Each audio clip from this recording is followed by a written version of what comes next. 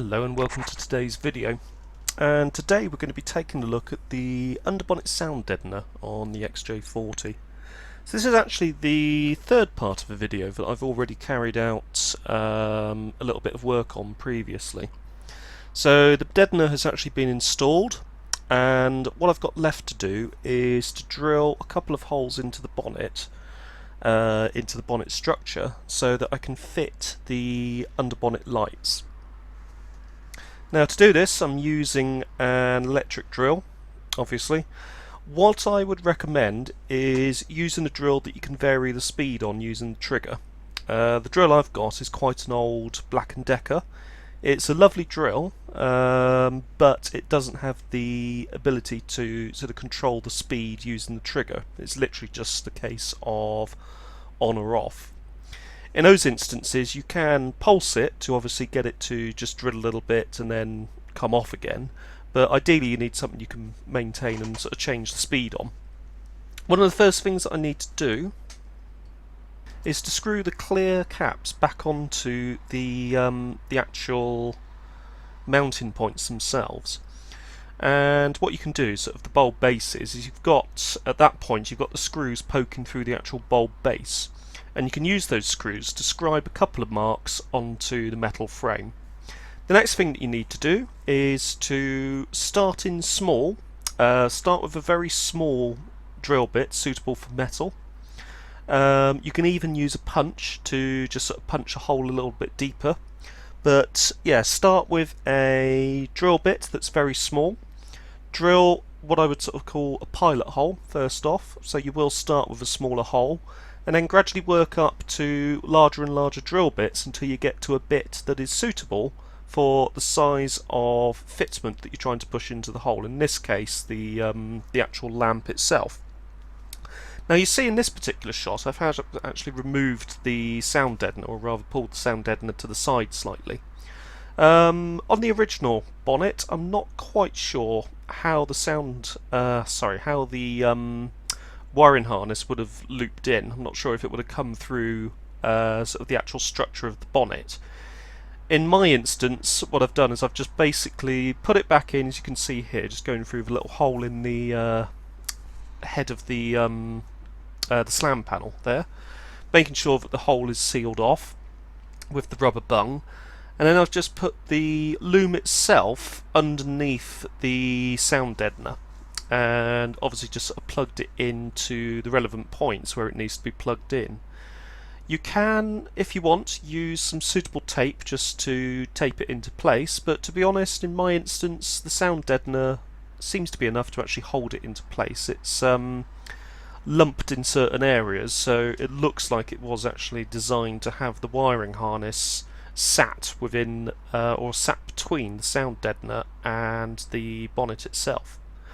One very important thing to do, because you have exposed bare metal, is to either paint the area, or as I've done here, just use a bit of dinitrile rust proofer to cover the actual metal itself. The final thing, certainly for this side, was to put the bonnet sound deadener back into place, as you can see here, and then to put the clear cap back over the actual lamp itself. And once that's in place, the first side is actually done and complete. So here I am just putting it back on. It does take a little while. The screws will go in, they will get stiffer at a certain point, but that's because it's expanding the plastic fitting that's going into the metal. It's sort of akin to having a rawl plug in a wall. You drill the hole for the rawl plug, you have it appropriately for the size of the rawl plug, but when you put a screw in there, the rawl plug will expand and grip into the wall. A similar story here, except you're going through a thin layer of metal. So coming to the other side, I'm using a very similar approach again. So I've got the lamp fitting here with its cover nicely attached with the screw pointing through. I've got the two pilot holes created, and just swap into the smaller bit on the drill.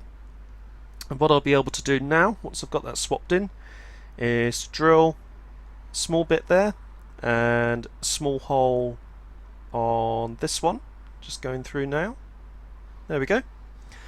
Then I'll be able to swap onto the larger bits and do exactly the same as I did previously. So swap into a larger bit and then drill in the hole into the bonnet. What I did on each occasion was, if it hit the underside of the bonnet, I just checked the other side of the bonnet to make sure that I hadn't damaged the metalwork on the other side. Thankfully, because the bonnet is quite a thick gauge of metal, it was absolutely fine. There's no damage whatsoever. In fact, you can't see anything on the other side. This is exactly why you need to have the variable speed drill, because it will allow you to control the speed at which you're drilling. So when you get to a point where you feel that it's going to go through, you can actually get it to go through gently without having to damage anything. Now, I was having a bit of trouble getting the underbonnet sound deadener off on this side. So what I did was to undo it so it sags slightly in the middle. And then I was able to remove the top, if I'm looking at it, the top left screw holding the sound deadener in place. That allowed it to flop down slightly, which allowed me to expose the wiring harness itself. I was able to pull the wiring harness through and then clip it into place into the actual lamp fitting. So as you can see here, I'm just trial fitting it now to make sure that it goes in, which it does. And in a second we're going to remove that top bolt and we're going to pull the deadener down and run the wire through. So with the deadener pulled back, I can reach in, grab the loom, bring it through a suitable hole, which I've just done now. I've also just popped the deadener back into place, and I'm actually just fitting it back into place. But I do have enough opportunity to actually get it through the relevant hole. So before doing that, you can see I've sprayed a bit of dinitrile in there just to cover the bare metal, clipping it together, pushing it back into place, and then pushing the light fitting into the two holes that I've drilled. Now on this one, it is actually sitting over the deadener itself, which is how it should be. The other one is slightly under the deadener, just because of the way that I put it on. I put it on before actually putting the sound deadener back in place. It doesn't matter, the effect is broadly similar, to be honest with you. But having these two in place like so does actually provide a bit of additional security for the actual deadener itself. I've got a little bit down there that I need to repair at some point, but the overall effect is very pleasing. We have the correct era sound deadener attached to the bonnet, we have the correct era lamps installed, so it's just another little touch for the car which just sort of returns it to that original factory specification. I think they look rather good. The final step obviously is to put your clips back onto the bonnet sound deadener, as I'm doing here. Obviously pack away the tools and you're done. So just having a quick look at the lamps there. There they are, looking good.